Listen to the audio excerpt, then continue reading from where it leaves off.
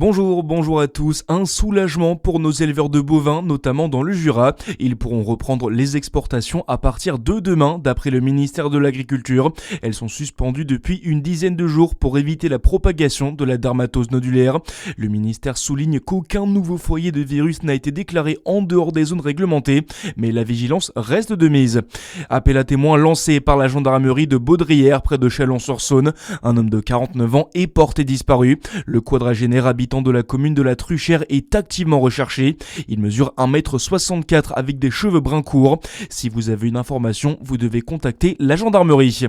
C'est un phénomène qui touche la plupart des départements français. Le nombre d'aires d'accueil de gens du voyage est insuffisant. La Côte d'Or n'y échappe pas. Près d'une vingtaine de faits de stationnement hors zone réglementée a été recensé par la préfecture depuis le début de l'année. Un problème qui commencera à se résoudre à partir de cet automne, Baptiste Berthelin. Oui, les occupations illicites sont nombreuses depuis plusieurs années en Côte d'Or. Les aires sportives sont souvent en prise d'assaut par les gens du voyage, faute d'emplacements suffisants pour s'installer.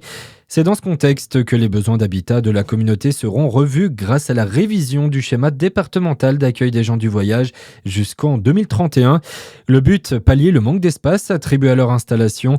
En Côte d'Or, 3 nouvelles aires de passage et d'accueil devraient voir le jour dans l'agglomération dijonnaise. Un sujet qui pourrait bien revenir sur la table lors des élections municipales en mars prochain. À l'heure actuelle, seulement 12 départements ont réalisé les prescriptions inscrites à leur schéma départemental. Le taux de réalisation des aires de grand passage était de 65% en France en 2024. Également dans l'actualité, il faut le renégocier parce qu'il appartient à une autre époque. Sébastien Lecornu réagit après l'adoption à l'Assemblée hier d'une proposition de résolution non contraignante pour dénoncer l'accord franco-algérien de 1968.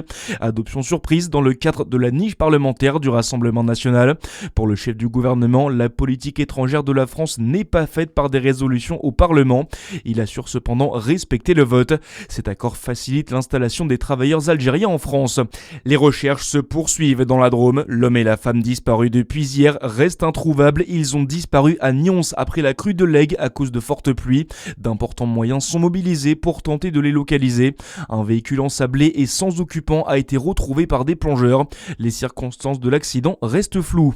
Et puis en sport, en tennis de table, la surprise hier. Félix Lebrun a été renversé par son compatriote Simon Gauzy en 8e de finale au WTT champion de Montpellier. Félix Lebrun, numéro 1 français, est éliminé de la compétition. Ce soir, c'est son frère Alexis Lebrun qui aura une chance de décrocher une place en quart de finale face au japonais Harimoto.